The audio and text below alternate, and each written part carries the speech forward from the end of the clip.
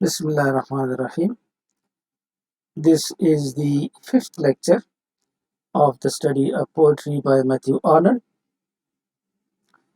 and in this lecture we will discuss the second part of the study of poetry. In the first part, we studied about the nature of poetry and the function of poetry, and in the second part of this essay, Mathew Arnold talks about different poets and he gives us a survey of these poets. The first poet he talks about is Chaucer, and this lecture is about Arnold's estimate of Chaucer. Matthew Arnold showers a lot of praise on Chaucer and his poetry, but he concludes that he was not one of the great classics. So this lecture is about Chaucer's evaluation based on his third method of evaluation called the touchstone method. Matthew Arnold applies this touchstone method to Chaucer and he praises him a lot. He says that he was a very great poet and he was and is the father of English poetry. However, the conclusion he gets is that he was not one of the great classics. And the reason he talks about is that he lacks the high seriousness. This idea of not having high seriousness, Chaucer, has been criticized a lot, and different critics like Tillotson, Trilling, and Chesterton, all of them, and many more, they have objected on this lack of high seriousness in Chaucer. ये एक एक paragraph करके आपको सुनाऊंगा तो शायद ये आसानी रहे आपको समझने में भी और बोरियत भी शायद थोड़ी सी कम हो। ये एक लंबा ऐसे है स्टडी ऑफ पोइट्री और हमने शुरू में पढ़ा था कि इसके दो हिस्से हैं। पहले हिस्से में फंक्शन ऑफ पोइट्री और नेचर ऑफ पोइट्री का जिक्र है और दूसरे हिस्से में मुख्तलिफ पोइट्स की सर्वे है। तो ये जो दूसरा हिस्सा है इसमें मुख्तलिफ पोइट्स की सर्वे हम पढ़ेंगे, मुख्तलिफ पोइट्स की एस्टिमेशन जो उसने की है टचस्टोन मेथड अप्लाई करके उसको हम पढ़ेंगे। तो जो पहला राइटर है वो चॉसर है और वो टचस्टोन मेथड अप्लाई करता है इसको जज करने के लिए और पोइट्स पे भी अप्लाई करता है, लेकिन इस लेक्चर में हम सिर्फ चॉसर के बारे में जॉफ्रे चॉसर के बारे में पढ़ेंगे। उसका prologue to the Canterbury Tales भी आप पढ़ चुके हैं, कुछ कैंटरबरी टेल्स में से भी शायद आप पढ़ चुके हैं।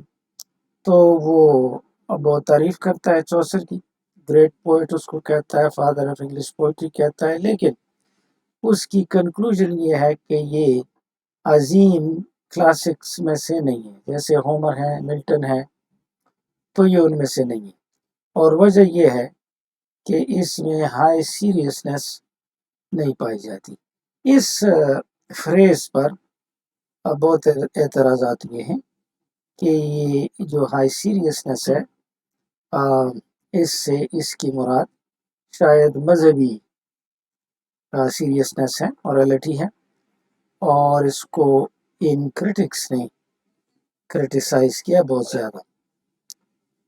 In this next paragraph we learn that Matthew Arnold showers a lot of praises on Chaucer and his poetry, and he tells us that Chaucer's poetry is superior to the French Romance poetry, which was written in 12th century and 13th centuries, and as compared to that French Romance poetry, Chaucer's poetry is superior to them. He uses different words of appreciation. For example, he says that he had a great fascination is poetry, and that his poetry was a permanent source of joy, and that it has genuine excellence. Some of the phrases are quite vague, as is his habit, but however, all these phrases are the phrases of appreciation. And Matthew Arnold tells us that his greatness lies in his own merits intrinsically. It isn't from the historical consideration, which is not a better method of evaluation, as we have discussed. So, not from historical point, but from genuine point, from intrinsic beauty. This his poetry is superior. It is a great source of joy, and there is also the superiority of the substance in the style. Now, we have already talked about the substance, which means the subject matter. Says this is appreciable as far as Chaucer is concerned, and his style of poetry is also important. So, the subject matter and the style both are good. He tells us that the superiority of the substance of Chaucer, it arises from this fact that he surveys the world from a truly human point of view.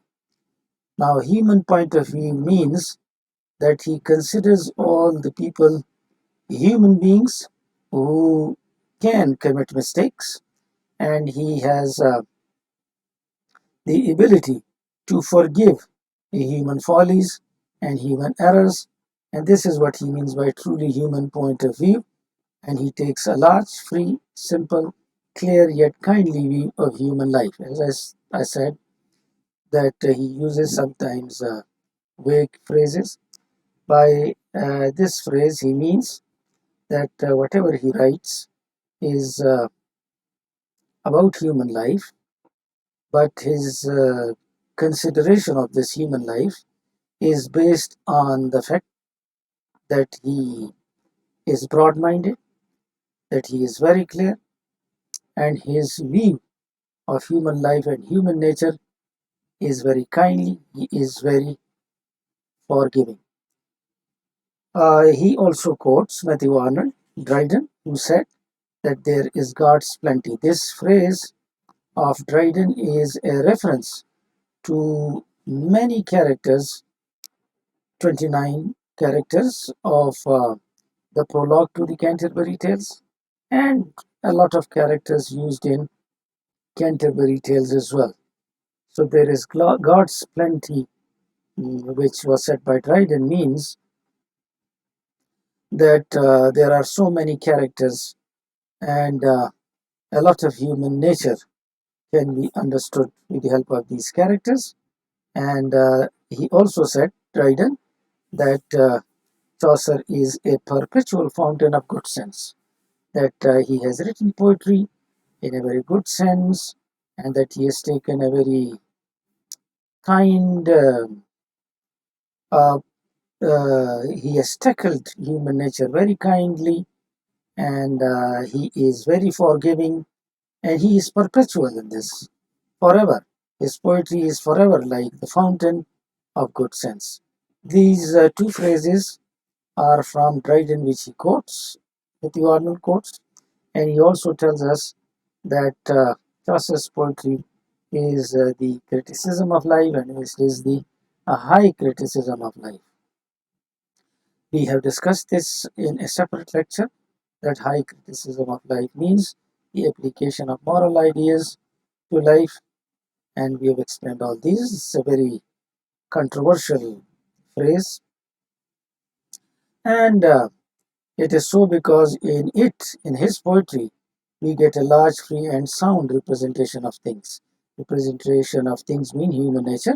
It is represented largely, it is represented freely, it is represented in great depth.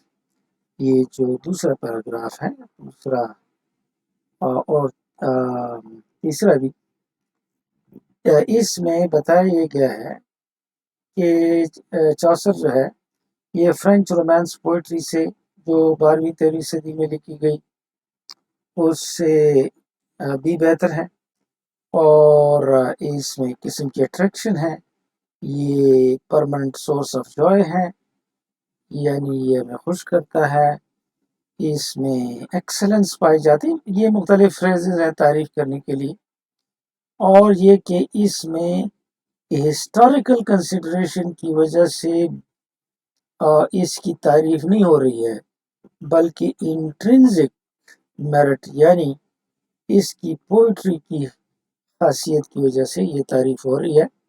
اس کے علاوہ اس کا substance بھی اور اس کا style بھی poetry writing کا زبردست ہے۔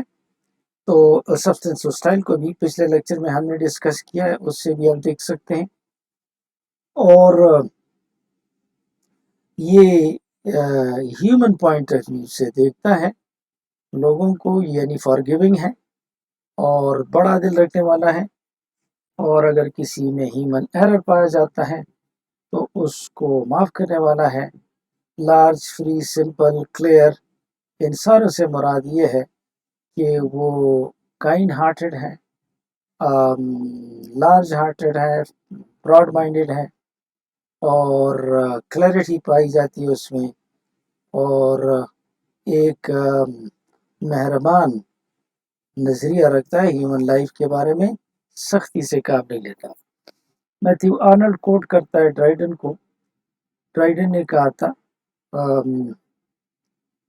اس کے جو مختلف کردار ہیں، چونکہ بہت زیادہ ویرائٹی ہے prologue to the Canterbury Tales میں، تو ڈرائیڈن نے کہا تھا دیر از گاڈس پلینٹی، اور اس سے پلینٹی کہتے ہیں زیادہ کو، کہ اس کے کردار میں بڑی ویرائٹی ہے، ہیومن نیچر ویریسلی اس نے ریپرزینٹ کیا ہے، اور یہ ایک مستقل پرپیچول فاؤنٹن ہے، اس کی رائٹنگ چشمہ ہے اب گڈ سینس، اچھے سینس کا، بہترین سینس کا۔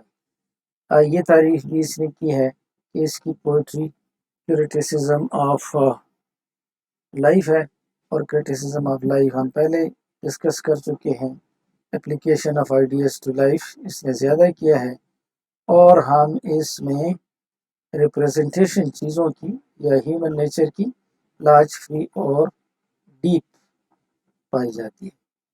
So this is what he says about Chaucer. So far he is praising him.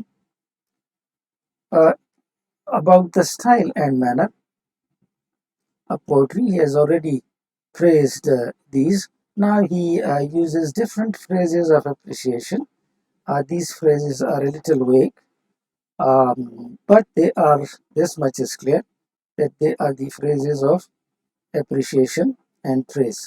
He talks about the style and manner, and he tells us that there is divine liquidness of diction in his writing, which means that his diction is very smooth, his lines are very rhythmic.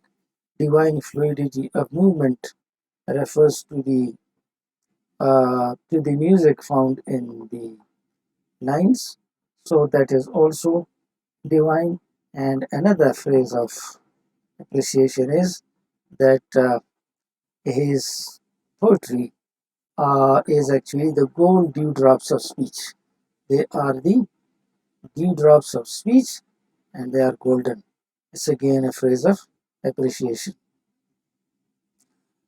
He also says, this phrase has also become an important and popular phrase, that he is our well of English undefiled, which means that he is the best of the English poets.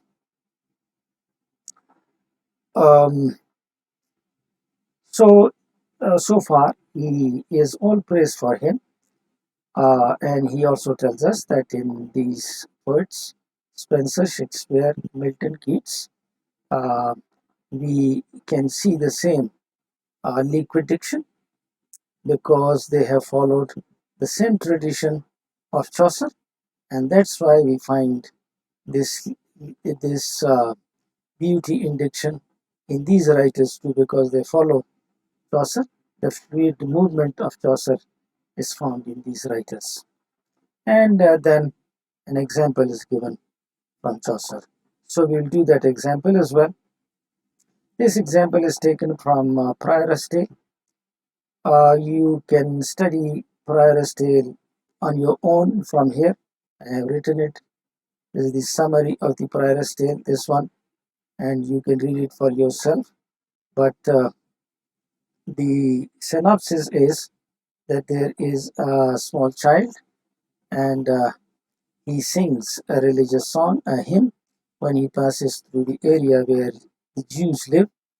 And one of the Jews then kills this boy and martyrs him. So this line is about that boy who has been martyred by a Jew, and he says, "O martyr, souded," which means fast fixed in virginity, means innocence. "O martyr, souded in virginity." He says this line is a wonderful line, and no other English poet except the direct followers of Chaucer, for example, Keats, Spenser, etc., have this type of fluidity and liquidity of movement. Both of these words, fluidity and liquidity, means smoothness of the music, smoothness of the words, one word following the other. This movement is smooth. We also know that Chaucer's verse, which is in a little old English, has been modernized, and says even Wordsworth has modernized it, but he has failed to capture the charm and fascination of Chaucer. The charm and fascination of Chaucer is in his real lines, not in his modern version.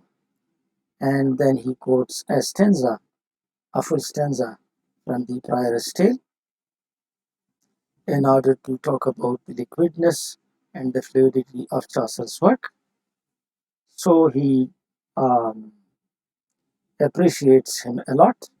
Critics have also said that the charm of Chaucer's versification arises from his free, even licentious use of language. Licentious means disregarding and not thinking much about the grammar and the literary style of the language.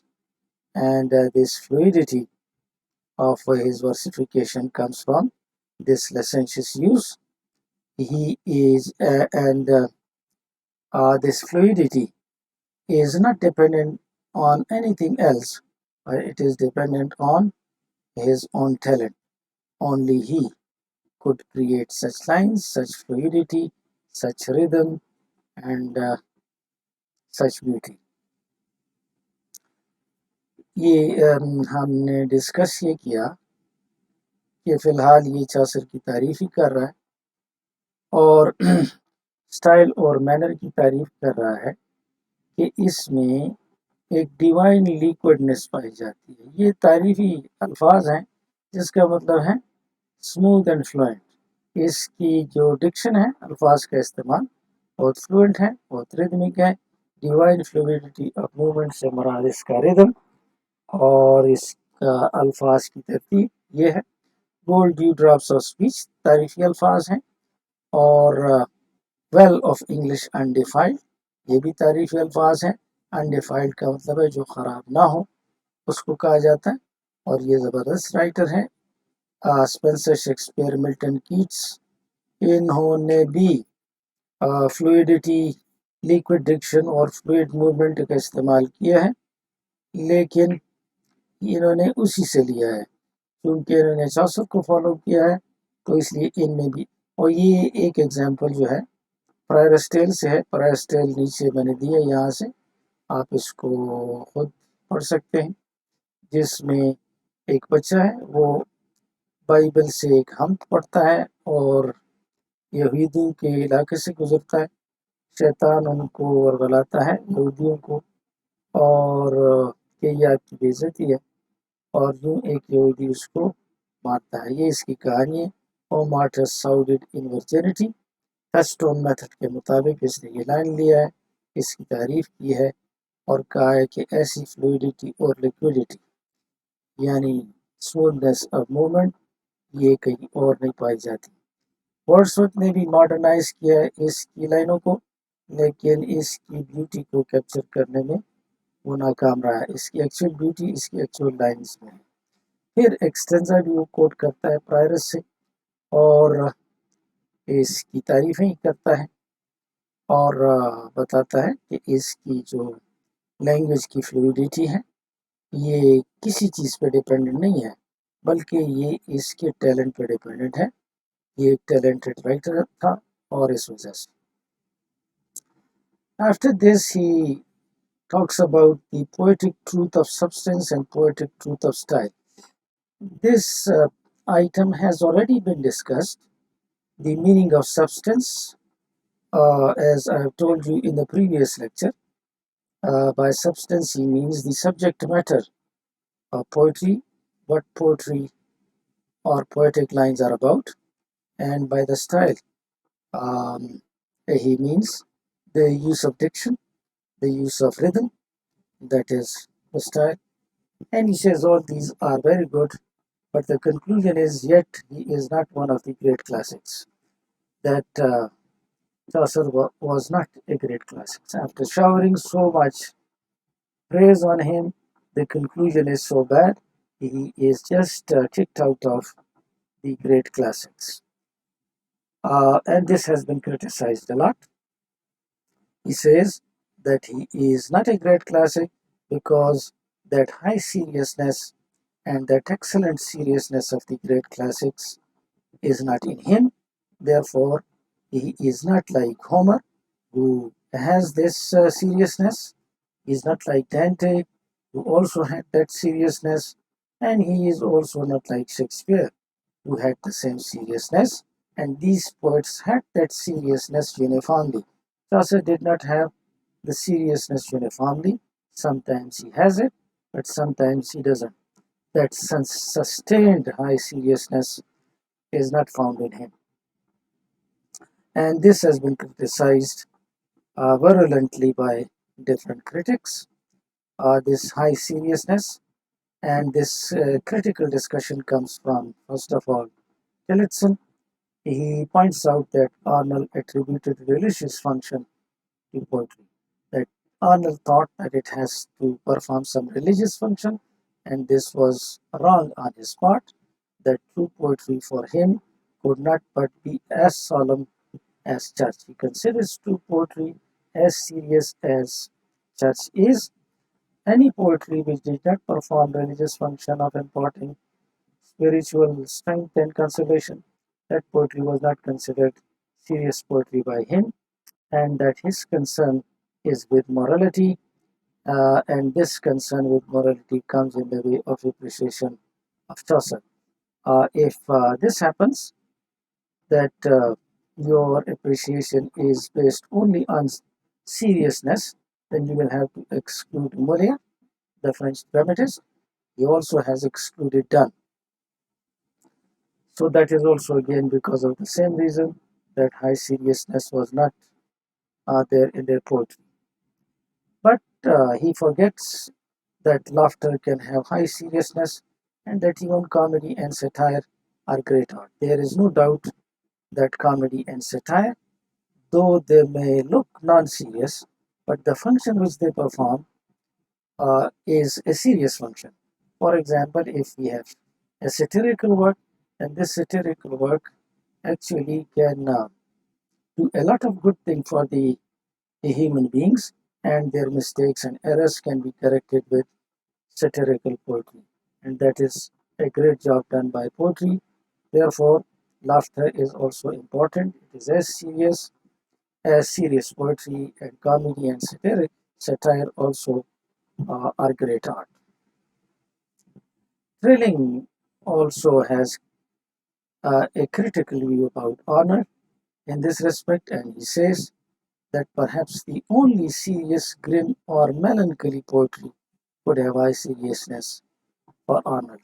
Arnold thinks that only if poetry is melancholic, full of pain, grim, extremely serious, then he considers serious, otherwise not. And if Chaucer is not serious, then we can say that Mozart, he was an Austrian composer, and he composed 3 comic operas. Then he was also not serious. Molière is also not serious. So this is how different critics have criticism on him, and that's why Arnold has excluded. Perhaps Rabelais he would exclude, was a French satirist, Molière and Voltaire, French writers, dramatists and poets, all these were excluded. Chesterton also points out that even if Chaucer is regarded as a humorist, like he's a humorist, yes, of course. When Mathew Arnold says that he is not serious, it is based on this idea that he writes humorously as well. You have studied him in the prologue to the Canterbury Tales. He is quite humorous there as far as many characters are concerned. So a humorist in the grand style, if he is a humorist, if you consider him so, and he is a humorist in grand style, and his laughter is in grand style. Chesterton says so. Further, there is much in Chaucer that is austere and exalted, and that is worthy of grandest tragedy. That is, there is high seriousness in some of the things. So this is wrong to deny the highest place to Chaucer. Mark Van Doren points out that Arnold thought that only a poet who deals in pain and sad old memories and death can have this Arnoldian quality of high seriousness. So you can see this criticism of different critics on him. ये इस पे मुख्तलिफ criticism हुई है. इसने बात की है कि चौसर ये ग्रेट क्लासिक नहीं है क्योंकि हाई और एक्सेलेंट सीरियसनेस जो क्लासिक्स में है इसमें नहीं है. होमर में है, डांटे में है, शेक्सपियर में है और यूनिफॉर्मली है, तमाम जगहों पे पाई जाती है और सस्टेंड हाई सीरियसनेस चौसर में मौजूद नहीं है. लिहाजा ये ग्रेट क्लासिक के साथ नहीं यकजा किया जा सकता. तो इस पर बहुत ज़्यादा एतराज़ात हैं. टलिटसन के एतराज़ात हैं कि ये इसका मतलब ये है कि आर्नल्ड सिर्फ उस पोइट्री को अच्छा समझता है जो रिलीजियस फंक्शन अदा करे और उसके ख्याल में ट्रू पोइट्री ऐसी संजीदा होनी चाहिए जैसे चर्च संजीदा है. और अगर कोई पोइट्री रिलीजियस फंक्शन नहीं देती, स्पिरिचुअल स्ट्रेंथ और कंसोलेशन नहीं देती, तो ये उसको पोइट्री ही नहीं लगती. इसका ताल्लुक कंसर्न मॉरलिटी के साथ है और इस वजह से इसने चौसर को अप्रिशिएट तो किया है लेकिन क्लासिक्स में नहीं डाला है. और इसी तरीके इसने मोलियर को एक्सक्लूड किया है, डन को एक्सक्लूड किया है क्योंकि वो भी सीरियस राइटर्स नहीं है. ये भी क्रिटिक्स ने कहा है कि लाफ्टर बजाते खुद भी एक सीरियसनेस शो कर सकता है, कम अज़ कम इसका फंक्शन सीरियस हो सकता है. इसी तरह सेटायर है, कॉमेडी है, ये जो फंक्शंस करते हैं वो सीरियस फंक्शन है. थ्रिलिंग का भी ख्याल ये है कि जब तक कोई चीज़ पोइट्री बहुत सीरियस, बहुत संजीदा और रंजीदा ना हो तो आर्नल्ड उसको सीरियस नहीं समझता. और अगर चौसर सीरियस नहीं है तो फिर मोज़ार्ट मशहूर ऑस्ट्रियन कंपोज़र है वो भी सीरियस नहीं होगा. इसी तरीके मोलियर जो कि बेस्ट राइटर रहा है ये भी सीरियस नहीं होगा. और रेबेलेस फ्रेंच सेटरिस्ट है ये भी शामिल नहीं होगा. मोलियर, वोल्टेयर ये वेल नोन राइटर्स हैं. चेस्टरटन भी कहता है कि अगर आप इसको ह्यूमरिस्ट कहते हैं चौसर को तो ये ह्यूमरिस्ट भी एक ग्रैंड स्टाइल में है और इसका लाफ्टर भी ग्रैंड स्टाइल का है और इसमें ग्रैंडेस्ट ट्रेजिडी भी पाई जाती है. इसकी स्टोरीज में ट्रेजिडीज भी शामिल हैं تو یہ جو اس نے ڈینائی کیا ہے ہائیسٹ پلیس چاثر کو، یہ صحیح نہیں ہے۔ مارک وان ڈورن نے بھی یہی بات کی ہے کہ صرف پین اور سیڈ اور اولڈ میموریز اور ڈیتھ کے ساتھ اگر معاملہ کیا جائے تو آرنلڈ اس کو پوئٹری سمجھتا ہے اور باقی کو نہیں سمجھتا۔ تو اس لیکچر میں ایک پوائنٹ جو ہم نے ڈسکس کیا، یہ پارٹ 2 کا پہلا حصہ تھا۔ Part 2 the study of poetry میں یہ سروے ہے مختلف پوئٹس کے بارے میں اور چاثر کے بارے میں، یہ ابھی ہم نے پڑھا۔ تو that's all for now, thank you and good luck.